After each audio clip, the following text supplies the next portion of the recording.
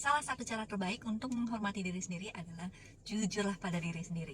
Sharingan ini terinspirasi dari YouTube-nya Kang Abu Marlo dan adiknya Kang Denis. Itu di judulnya itu Brotox Selir Hati ya, nanti aku share di sini. Gimana caranya kalau misalnya kita itu menghormati diri sendiri, tapi kita harus jujur sama diri sendiri. Fun fact-nya, di kehidupan kita ini kita kan ditempelin banyak peran nih. Entah kalau misalnya perempuan nih bisa jadi sebagai seorang anak, sebagai istri, sebagai ibu, sebagai kita pekerja kantoran misalnya gitu, ataupun kita pengusaha, dan mungkin banyak peran-peran yang lain nih boleh ditambahin ya.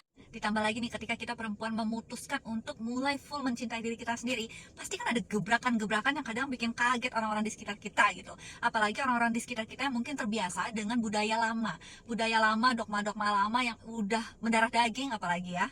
Nah, respon-respon di orang-orang di sekitar kita itu mungkin bisa jadi malah berarah yang ke negatif. By the way, it's okay teman-teman, itu memang proses lagi yang kita perlu lalui, karena pasti akan ada pembelajaran lagi di proses-proses ini.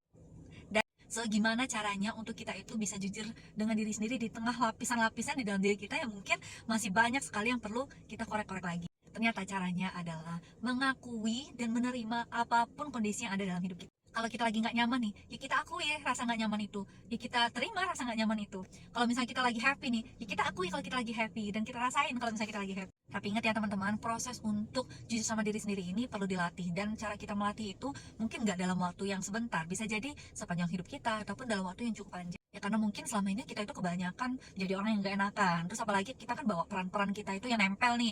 Nah itu tambah lagi kita memakai topeng-topeng dengan peranan itu, plus kita tuh masih sibuk mencari validasi di luar. Proses mengakui dan menerima apapun yang terjadi dalam hidup kita ini perlu sekali diiringi juga dengan kesadaran. Supaya apa? Supaya kita bisa menetralisir apa yang terjadi dalam hidup kita. By the way, aku juga masih belajar banget, jadi kita sama-sama belajar ya untuk menuju kesadaran. Kita sama-sama belajar lagi untuk menghormati diri kita dengan jujur terhadap diri sendiri.